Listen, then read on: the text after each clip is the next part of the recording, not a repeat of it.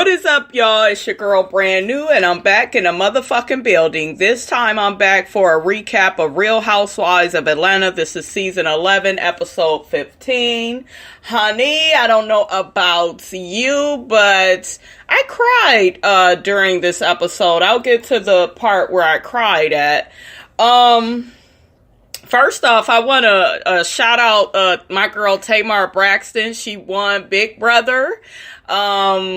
I wanted Tamar to win, and don't get me wrong, y'all know Tamar gets on my last fucking nerve, but that bitch is something about her that I like, and then it's a lot of shit about her that I don't like. And after that show went off and I saw how she played the game and was, really cool with Kandi and they had each other's back, I was feeling them.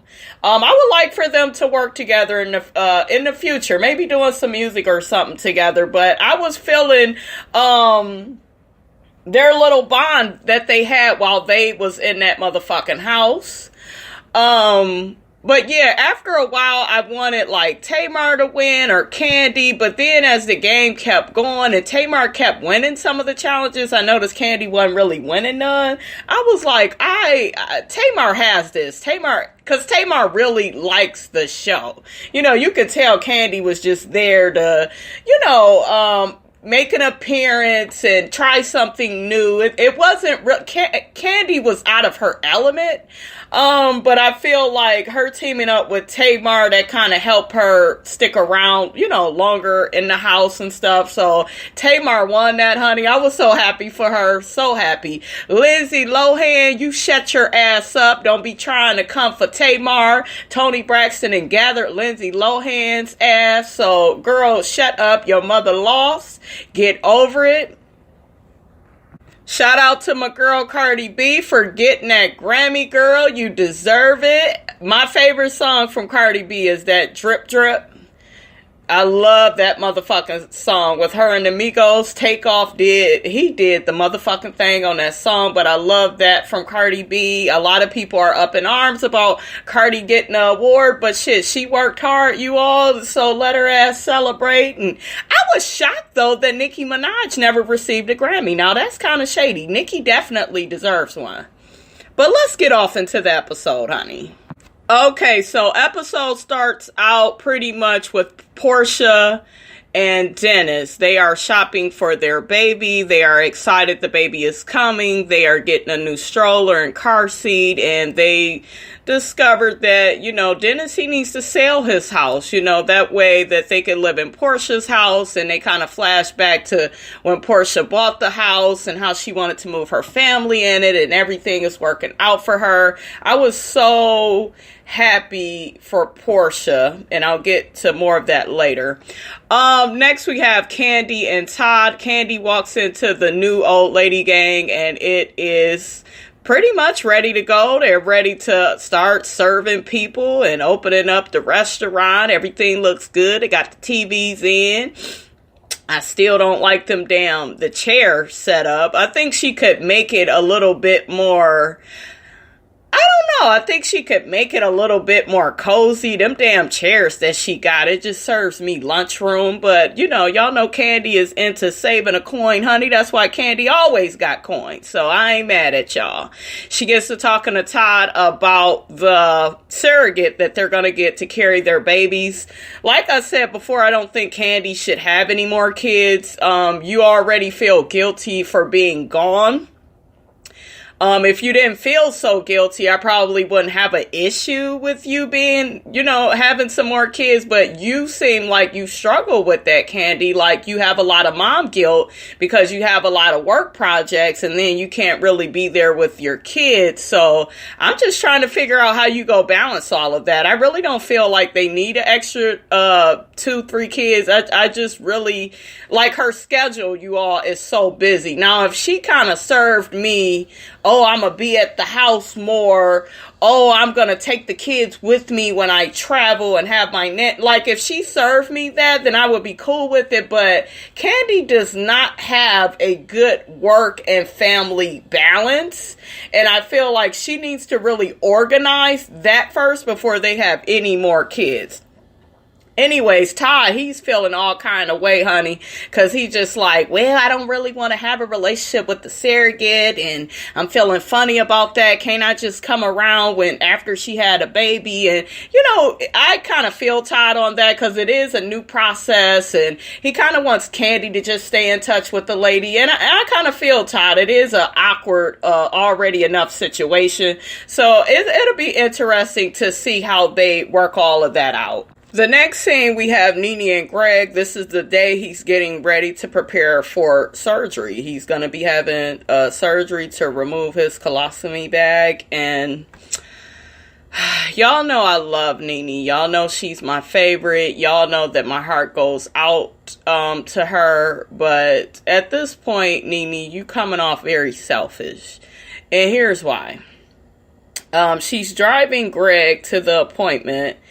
And she mentions, well, while you in surgery, I'm going to do some stuff for Swagalicious.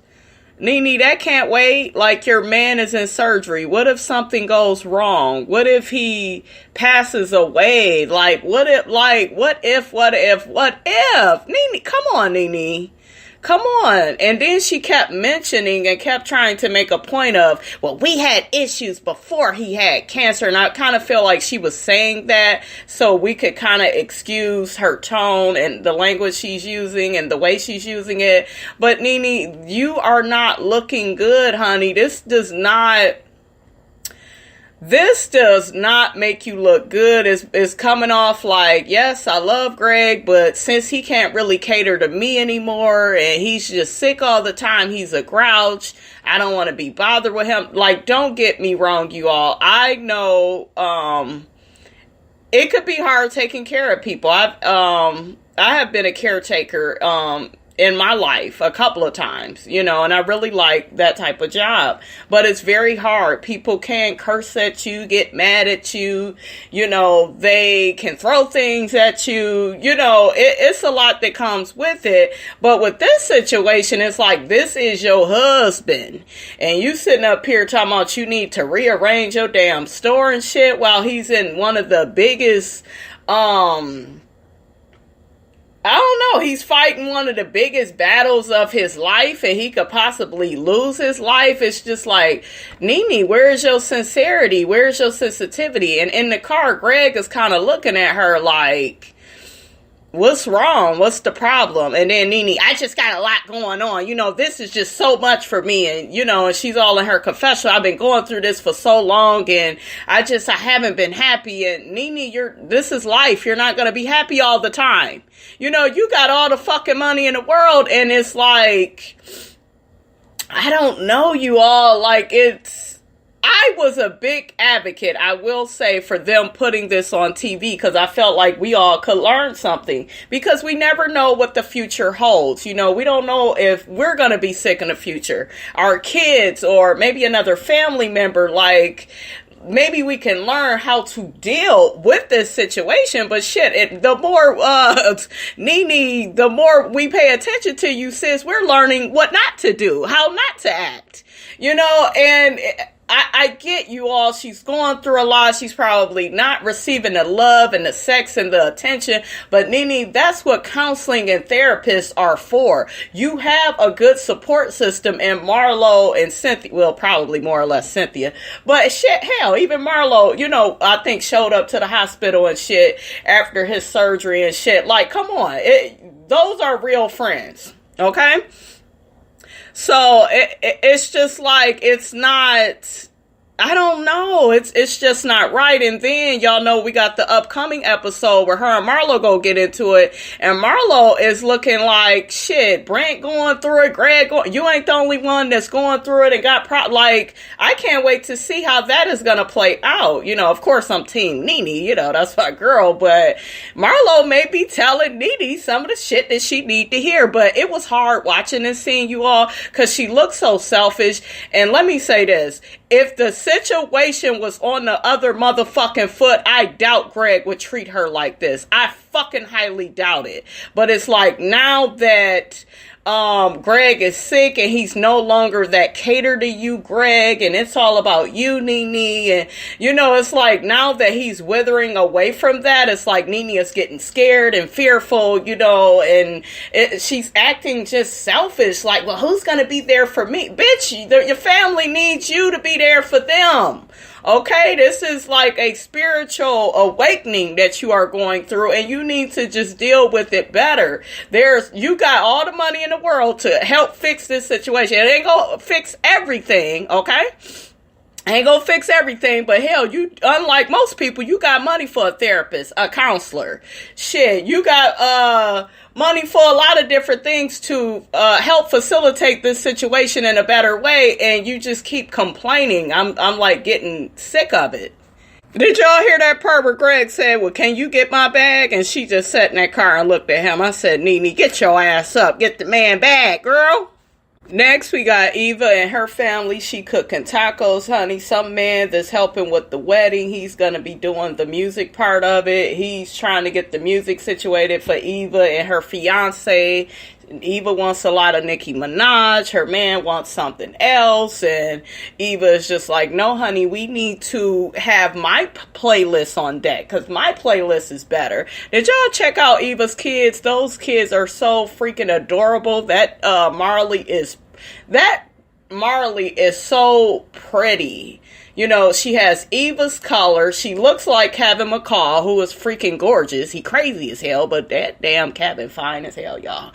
But that daughter of hers, just wow. She is so adorable. She's going to get even prettier, honey. Watch out, Eva. It's going to be another America's Next Top Model, honey, up in that house. That little boy, he has the prettiest eyes. I'm so happy for how far Eva has come along, honey.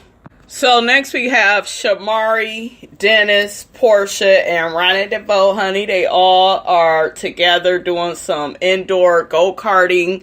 The men are racing. Ronnie DeVoe is tearing Dennis's ass up. The girls are trying to cheer them along. They end up playing pool. Porsha and Shamari, they play pool, and the men are trying to give them pointers. Anyways, all they pretty much just talked about, Porsha and Shamari, they talked about how Porsha, wants to get married. She's trying to figure out, should she get married while she's pregnant? They talk about family issues. Ronnie schooled Dennis on how, they didn't probably grow up with their fathers and they got to be better men to their children. A nice, wholesome family conversation took place. I thought it was funny when Shamari said, well, now Porsha recognizes that we both from Decatur, honey. Here she go with that. And we done went to elementary, junior high school. Now she recognizing me, honey. So it's good to see that, these women have been in each other's lives for a long time. And, now they are building a friendship. So it was nice to see that. Did y'all check out that one part where Shamari got that booger out of Ronnie DeVoe's nose? So nasty and disgusting. Ugh, ugh. So next we have Kandi and Todd and Dr. Jackie and this lady that has been a surrogate to other families. Dr. Jackie has been telling Kandi and Todd for a while she knows a lady that has been a surrogate for other families, and Kandi had a lot of questions and so did Todd, and basically Kandi was just like, well, how close do you get to the family, and are you single, and how does that work out in your relationship? Turns out the lady is single. She says, you don't have to get real close. I could deliver the baby. Y'all could take the baby and go on. And, so Kandi is really, considering this. I think she's actually considering this woman because she's like, the lady is healthy. I get a really good vibe from her. Todd likes the lady too. Kandi had a lot of conspiracy theories because she watches a lot of Lifetime, honey, like myself. And y'all know how, you may have a surrogate and the lady, that's carrying your child, she may want to say, well, no, that's my baby. And the lady said, no, Kandi, it's your baby made with your egg and, his sperm, so it's not mine. I can't run off with your child, honey. So Kandi was so happy and delighted, honey, that, this surrogate situation, it may not be a bad situation for her and Todd after all. So I was happy for them. Now, is it me or did the lady that is the surrogate look like Usher's ex-wife, Tamika Raymond Foster, whatever her damn name is? Y'all know who I'm talking about. Did y'all see the next scene with NeNe and Brent? And she told him, "Thank you and bye, honey." I said, oh my God. So nasty and so rude, NeNe. Don't be pushing your son away, girl. Now, I heard both of her sons are in culinary school. So what is going up with that, NeNe? Why y'all don't never show that on the show? And what job does Brent have? Like, what the fuck is his job? Is he security? I heard he goes out on the road with her. So what exactly does he do? I would be interested in those things, honey. Okay, so Cynthia comes over to NeNe's house looking beautiful. Cynthia, you look so freaking beautiful. I told you all, Cynthia is my style guru. I love how she dresses. I love the little... She has made me want to fuck an afro. Whatever afro wig you had on, Cynthia, in your confessional, honey, you killed it. You were looking beautiful. Now, NeNe is telling her that Greg is, out of surgery and he's not feeling that good. And still, my mind is like, well, bitch, why aren't you with him? But I get, she has other things to do, so I'll back off. But anyways, they showed some footage of her recording and Cynthia was there. That's a good friend. Cynthia is a good ass friend, y'all. She came to your husband's surgery. That is good. I think Marlo was there too. That's very good of them. And Cynthia is basically trying to get more information out of NeNe, like, well, now the worst is over and, is things moving in a positive way? Like, Greg looked good after surgery, and NeNe's like, no, they may have to put this tube down his, nose into his throat. Like, it's a lot, and he would barely be able to talk, honey. It was just a lot, and I just feel so bad that Greg has to go through all of this. But as she's kind of like talking to NeNe about this, and she's trying to inquire more. Here go NeNe interrupted her. Where my lighter? I need to light this candle. Oh, girl, I need to light. Girl, can she damn talk to you and comfort your ass, Miss Leaks? Come on now, NeNe. Girl. So Marlo comes in and NeNe is just like, she greets her or whatever, and they, get some food and drinks, and they end up taking it outside. She lets us know that Cynthia is more of a nurturer than Marlo. Girl, we know. All Marlo cares about is fashion, bitch. So, but I also will say this, though. Marlo was at that hospital, and that right there, that's big. And I also see Marlo with her grandmother. So I feel like Marlo does have a heart. She cares about her fashions, but I do feel like she is a caring person. I especially like what she said when they got outside. Anyways, they ended up, for the most part, they talked about Porsha for a little bit, how Porsha announced she's gonna, have a baby and this, that, and the third, and they speculate if she's gonna get married, and, they're so happy for her. And then they end up talking about NeNe, brings it back to her, and it's just like, NeNe, can we not talk about how you just is going through so much? Like, can we kind of lean it over? I think Cynthia even looked at her ass.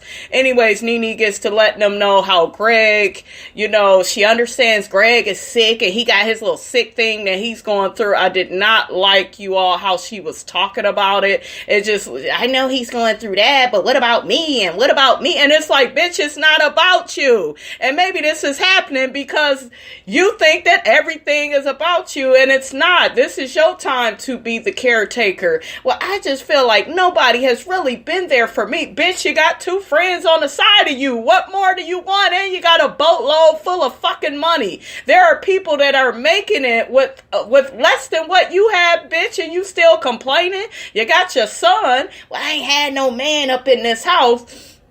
Brandon's there, lean on what you have. A lot of people don't have that shit, NeNe. Then she lets them know how she goes down to the bar and the little restaurants down the street from her house, and she be wanting Greg to come in there and sit with her, and he just don't get how much she needs him. And Cynthia gets in her confessional, said, Greg and NeNe, they feed up off of each other. They are dependent on each other, and this is really hard for NeNe because this is like her new normal. I get that, NeNe, but you need to make some proper adjustments in your attitude, you need to be more grateful, because like I said before, you all, there are people, they don't have nobody. They ain't got no Cynthia. They ain't even got a Marlo. They ain't got no Brent. They ain't got a boatload full of money. They ain't got people in the industry that could donate money to the cause, and like, they don't have the connections that you have, but yet and still they have a better attitude about this situation than you. And like I always say, you all, no matter what happens in life, there is a higher way to deal with things. There is a better way to make yourself look in these and not so much make her. She doesn't need to really make herself look good. That's not what I'm getting at. It's more or less be there and be present for the person that needs you. Because you don't know if Greg is going to end up passing away from this thing. Yes, he's having surgery, but cancer is serious. Cancer can take him out. And do you really want to spend the last years or months of his life sitting up here complaining about you and what you're not getting, when you could be fully present and go down memory lane with him and be talking with him every day? And like, I get this shit is stressful, but like, at this point, you either need to realize, hell, do I need to get a divorce, or do I need to, I could just be Greg's friend? And, like, maybe she is not meant, you all, to carry all this out, but I'm hating her fucking attitude. It's just very selfish. It's very all about me. It hurts me to talk about my girl like this. Y'all know I go for NeNe hard. I ride for NeNe real hard. That's my bitch. I love her. I still love her, even though she's wrong as hell with how she's dealing with this shit. Oh, there was a part where NeNe said, well, Greg, he just don't care about how I feel. And even Marlo said, don't say that he don't care. Don't say that he don't care about how you feel. He's sick. He's going. And she, well, yeah, I know. No, NeNe, you don't. Even Marlo, Miss Fashionista, is letting you know you being selfish, Then you got Cynthia is saying, you know what? NeNe, Greg is gonna get better. He's gonna pull through. You guys are gonna get back to normal, but you need to really, and she kind of said this in her confessional. I wish she would have said it to NeNe, but she was like, the attention really, NeNe, needs to be on Greg, the person that's sick, not on you and what you're missing out on and what you're not getting. And see, even her damn friends recognize she's being selfish. Marlo is recommending she get a nurse. No, we're not going to do that. Greg don't want that. Look, you need a fucking nurse. You need somebody else up in that house. You back and forth. And I get you all, she has to manage her businesses, but don't you got a fucking assistant that can handle that shit, And then you keep talking about Greg as a grouch. He's so difficult to deal with. Let his ass get a fucking nurse up in that house, Well, he's independent like me. We like to do for ourselves. I don't give a fuck what you would like at this point. I want to hear you to stop. I want you to stop complaining, goddammit. That's what the fuck I want. So get a fucking nurse, like Marlo said. It was funny when NeNe told Cynthia to get her some wine, and then Cynthia was like, girl, what you done thought? NeNe said, well, shit, you said you was here to help. They was able to wrap that scene up, honey. I'm glad they wrapped it up like that, because that NeNe, you was getting on my last damn nerve, honey. Did y'all see Eva brushing her teeth? She brushed her teeth just like how I brush my teeth. Rough than a motherfucker. That's why my toothbrushes, honey, they don't be shit after a week. I be scrubbing and shit. But I don't have no motherfucking cavities, though, when I get to that damn dentist. Never, honey. So next we got Eva, honey, and her dresses, honey, and they are not looking the part. She gets this sheer one that kind of shows her damn cootie cat and all of that under there. She's stressed out. She's, still owe money on the venue and the food, and it's just really stressful planning a damn wedding. I see. That's why I don't want to get married. Well, that ain't why I don't want to get married. It's deeper than that for me. At this point, shit, y'all going down to I feel like this when it comes to weddings. I feel like people stress themselves out. They don't remember to keep it simple. They just want this one perfect day. It is one fucking day. So get one wedding dress. tell everybody that they can't come. That'll take care of some of the food and the liquor off the list. You know, like, stop trying to go above and beyond. We remember this shit from when we was dealing with Cynthia. Cynthia ended up pulling her shit off, you know, and she had people like Sheree talking about how she was cutting corners. Sheree, you got a lot of nerve at your broke ass. But, putting your house in other folks' names besides yours, honey. Yes. But yeah, Eva is breaking down, honey. Her friend was there for her. She's like a stylist in the industry. She's trying to calm her down, like, listen, girl, I see you stressed out. I got you. And at that moment, you all, I said, that's what the fuck life is about. When you see your friend stress the fuck out, you be there for her and say, girl, I'm here to take some of this off your shoulders. Just tell me what you would like. Just tell me what you would want. And Eva is just like, everything is just going wrong. You're like, she can't even receive the help right now. And she walked out on a lady, ended up getting her some liquor, honey, and some fruit juice, honey. It's just too much for old Eva. But girl, get rid of some of them damn people off the guest list, okay? As you talking about you trying to wear 3 dresses for one damn wedding, like, it's, you doing too much. You putting too much stress on yourself. Have one damn dress for the wedding, have another for the reception, and let's keep it the fuck moving, okay? But my heart did go out to Eva, because she's a sweet enough girl. Okay, so the last scene is the last scene. We have Dennis and Porsha. Dennis then took Porsha on this helicopter ride. Then they arrive to this place and we hear some singing going on. And it's Lil Mo, honey. Yes, Lil Mo from Marriage Boot Camp, honey. She's singing Porsha's favorite song. Immediately, Porsha starts crying. She's letting us know this is her favorite song. Her and Dennis, they break the song up and sing different parts of the song. Like, this is what they love. So, he gets down on one knee, honey, asks, you know, her to marry him. I was crying. I don't know about you all.